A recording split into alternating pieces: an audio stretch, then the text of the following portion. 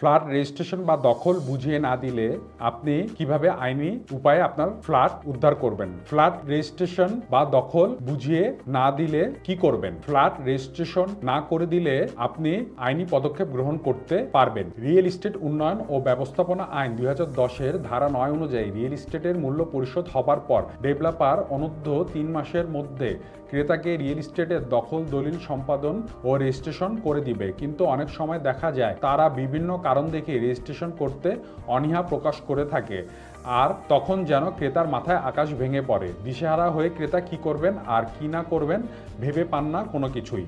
যেসব কারণে developer company flat registration করতে গড়িমসি করতে পারে। ডেভেলপার কোম্পানি যদি ফ্ল্যাটটি ব্যাংকের কাছে বন্ধক রাখে, ডেভেলপার কোম্পানি যদি ফ্ল্যাটটি অন্য কারো কাছে বিক্রি করে দিয়ে থাকে, অথবা ডেভেলপার কোম্পানি কোনো প্রতারক চক্রের সাথে জড়িত থাকে। রিয়েল এস্টেট উন্নয়ন ও ব্যবস্থাপনা আইন 2010-এর 36 ধারায় বলা আছে, ডেভেলপার এবং ক্রেতার সাথে চুক্তির কোনো বিধান লঙ্ঘনের জন্য মতবিরোধ সৃষ্টি হলে প্রথমে আপোষ মীমাংসার মাধ্যমে সমাধান করার চেষ্টা করবে। কোনো পক্ষের মাধ্যমে যদি আপোষ মীমাংসার সমাধান করা সম্ভব না হয়, তবে এই সমস্যা নিষ্পত্তির জন্য সালিশ আইন 2001 অনুযায়ী ট্রাইব্যুনাল গঠন করার জন্য নোটিশ প্রদান করবে। নোটিশ প্রাপ্তির পর প্রাপক নোটিশ পাওয়ার 30 দিনের মধ্যে সালিশ ট্রাইব্যুনাল গঠন করবেন। চুক্তিতে যদি এই আরবিট্রেশন ক্লজ থাকে বা আপনি এমন শর্ত স্বাক্ষর করেন, তবে প্রথমে মধ্যস্থতা আরবিট্রেশনের মাধ্যমে আপনাকে আগাতে হবে। যদিও এই কার্যক্রম দীর্ঘদিন ধরে চলমান থাকে এবং তা অনেক ব্যয়বহুল, তাই ক্রেতারা কখনো সালিশি দফায় সহমত হওয়া উচিত নয়। যেহেতু রিয়েল এস্টেট উন্নয়ন ও ব্যবস্থাপনা আইন 2010 অনুযায়ী এবং সুনির্দিষ্ট প্রতিকার 1877-এর ধারা 22-এর ক মতে ডেভেলপারের বিরুদ্ধে কোনো দেওয়ানি মামলা করা যায় না, তাই প্যানেল কোড 1860 সালে 420 ধারা অনুযায়ী প্রতারণা মামলা করা যেতে পারে। তবে রিয়েল এস্টেট উন্নয়ন ও ব্যবস্থাপনা আইনের 15 ধারা এবং 27 ধারায় ফৌজদারি মামলা করা যাবে। এক্ষেত্রে 36 ধারার কার্যক্রম শেষ না করে অন্য কোনো আদালতে মামলা করা যাবে না। তবে আরেকটি প্রতিকার আছে যার সুফল পাওয়া গিয়েছে। বেশ কিছুদিন আগে রিয়েল এস্টেট উন্নয়ন ও ব্যবস্থাপনা আইন 2010-এর ধারা 36 সুনির্দিষ্ট প্রতিকার আইনের 21-এর ক ধারা তামাদি আইনের প্রথম তফসিলের 113 এবং 114 অনুচ্ছেদের বৈধতা চ্যালেঞ্জ করে সংবিধানের 102-এর 1 অনুচ্ছেদ অনুযায়ী অন্তর্বর্তীকালীন প্রতিকার ইন্টেরিয়াম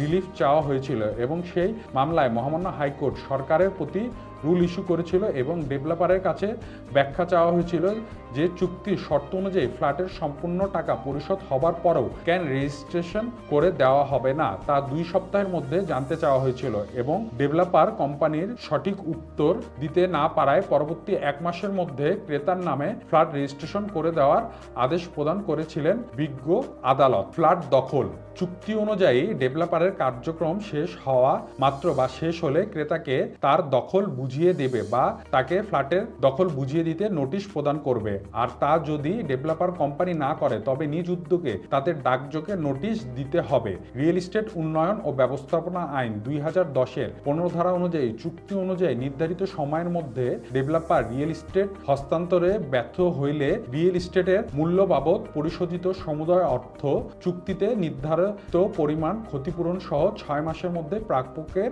হিসাবে প্রদেয় অ্যাকাউন্টে চেকের মাধ্যমে ফেরত প্রদান করবেন। যে কোনো ডেভেলপার কোম্পানির প্রজেক্টের কাজ শেষ হবার পরে দায়িত্ব হলো তার দখল বুঝিয়ে দেওয়ার জন্য নোটিশ প্রদান করা। তবে মাঝে মাঝে দেখা যায় কোম্পানি তা না করে নানা প্রকার ঝামেলা সৃষ্টি করে ক্রেতাকে হয়রানি করে।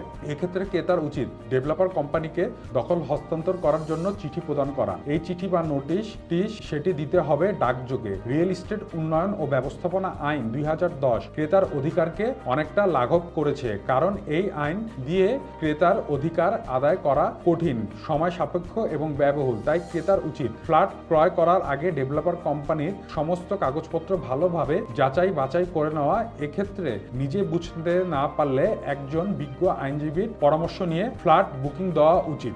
এছাড়াও ফ্ল্যাট ক্রেতা চাইলে ভূমি অপরাধ প্রতিরোধ ও প্রতিকার আইন 2023 অনুযায়ী জালিয়াতির মামলা দায়ের করতে পারবেন যদি আপনাকে জালিয়াতির মাধ্যমে আপনার ফ্ল্যাট বুঝিয়ে না দেওয়া হয়। ধন্যবাদ।